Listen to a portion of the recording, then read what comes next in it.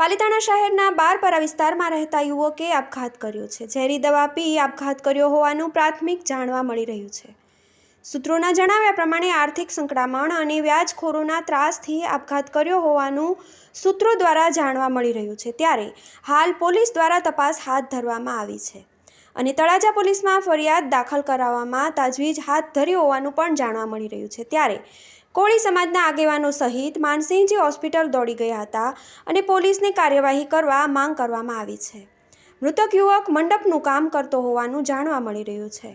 સુરેશ ચૌહાણ નામનો યુવક બારપરામાં રહેતો હોવાનું પ્રાથમિક તબક્કે જાણવા મળ્યું છે। ત્યારે હાલ પોલીસે તપાસ કરી છે કે કયા વ્યાજખોરો છે અને કયા કારણોસર યુવકે આપઘાત કર્યો તે અંગે તપાસ પોલીસે હાથ ધરી છે।